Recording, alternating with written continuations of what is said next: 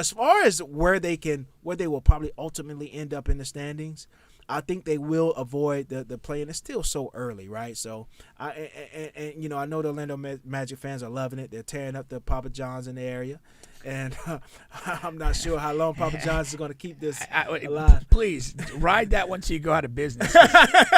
Papa John's is garbage, man. That is trash. Oh, they should give it away, huh? Yeah. The Orlando Magic have been playing, really good ball. Now we're here in Orlando. Now we've been doing this podcast for a while, and we don't talk a ton about Orlando Magic, but Pink has a thing. He doesn't like to talk a ton about bad teams. Yeah, and that's in any sport, and so we don't spend a ton of time talking about bad teams. Well, that's not the case this year. As this Magic team, they're young, they're improving, they're developing, and you can kind of see where this thing is going. And the Magic are a team where they have all of their assets. They haven't moved anything, and they've done it I won't say the right way. It's just they've just started in the house to develop their own guys, and then they'll have options ahead of them how they want to improve the team and take it to the next level. The most economic way to build your team is through the draft. Mm-hmm. And the Magic have done that. Like they went many years without being able to do it. Yeah. They had some misses along the the way. But you have to say at this point that Paolo was a terrific pick. Yeah. That Wagner was a terrific pick. Yeah.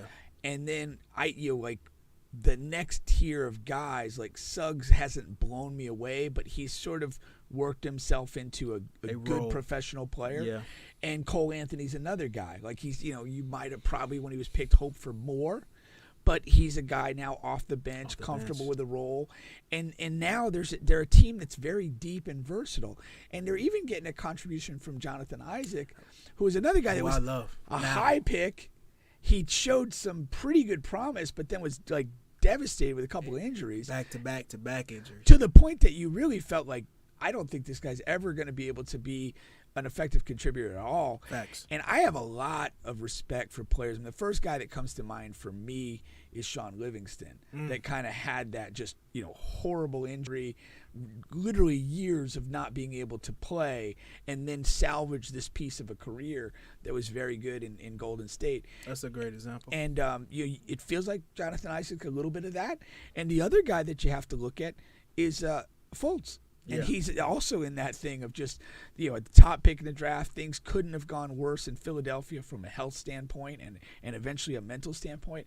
And that guy has had the mental toughness to work through all of that and become a good NBA player. Yeah. And so it's really a team that, and for years, they just seem to be a collection of random players. But now there seems to be an identity to them. And it fits together, and you've got these guys that have overcome injuries and are kind of like young veterans, and then you've got the actual young players on the team that have talent and are kind of playing up to their draft pick status, and it's really been impressive, man. It really has been, and for the Magic fans, see, a lot of these guys, once you have a young team that you believe in and become somewhat successful, you become attached to all of these players.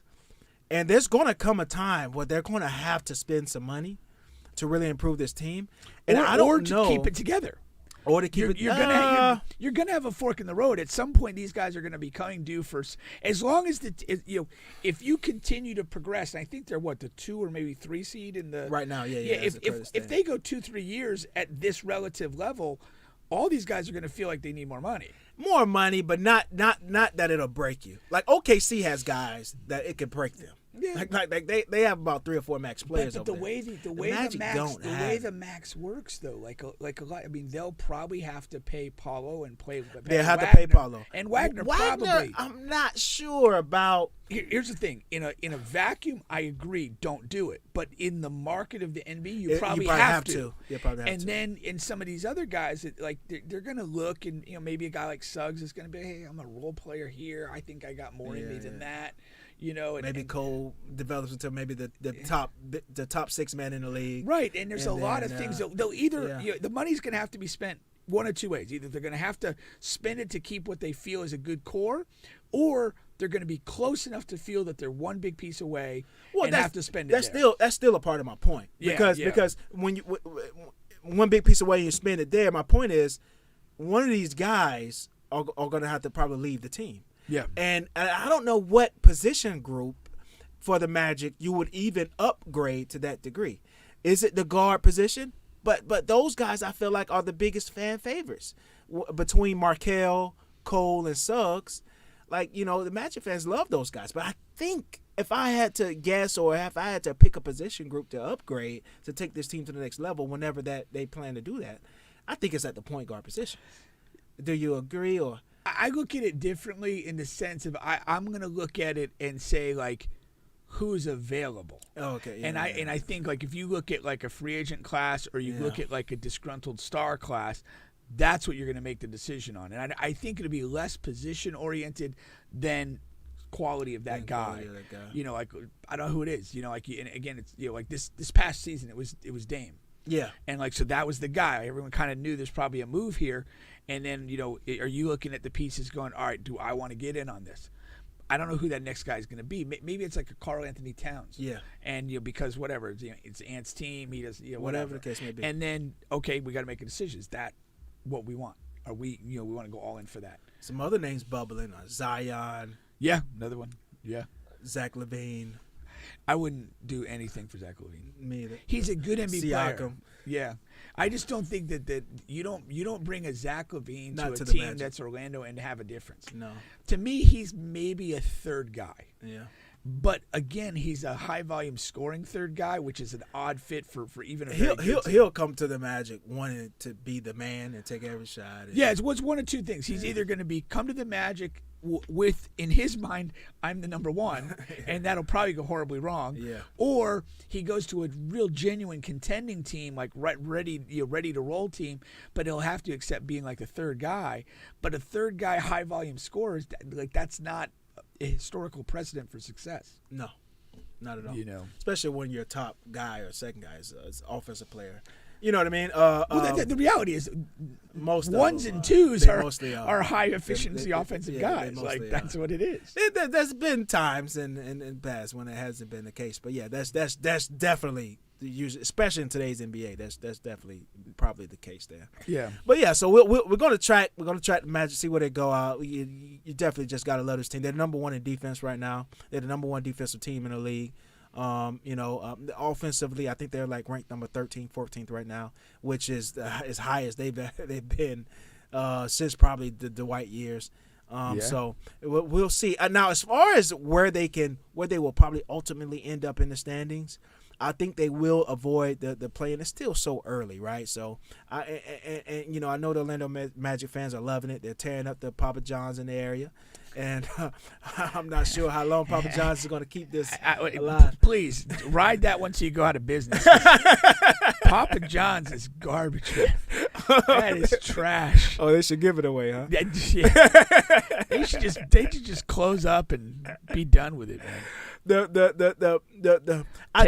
Take your special ingredients and burn them. The beautiful thing about what the Magic is, I don't believe in either the middle of the pack teams in the East. I've never been a fan of the Knicks and what they have. Julius Randle is just a mess. For him to be a max player, I would shoot myself in the face if I was a fan of the New York Knicks. Really? You wouldn't just pick another team? I'd kind of blow my own head off. Out of options. I'm out of options. The Knicks are out of options, man. Miami Heat. Who I realistically think that the Magic could probably get to 4. Yeah. Hold it 4. I mean, they're ahead of that right now. Yeah. I think over the long haul, man. Boston, Philadelphia, and Milwaukee are probably the top 3, and over the 82 games that should show itself. But I think 4 is very much in play for the Magic if they don't implode. And what's interesting, before the season, I forgot which Orlando Magic fan I was talking to, but I posed that exact question, like, hey. Was it D-Law? Nah.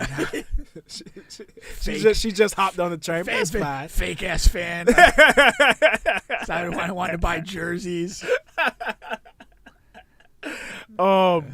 I was talking. It's like, what team can you guys see yourselves like literally, being better than? And he's naming all these teams: Atlanta, Cleveland, Brooklyn. I'm like, I don't know, man. but now I'm looking at it like, why can't they? Like, why can't they end up being a better team? Than Atlanta and all those teams I just named. And Indiana is interesting.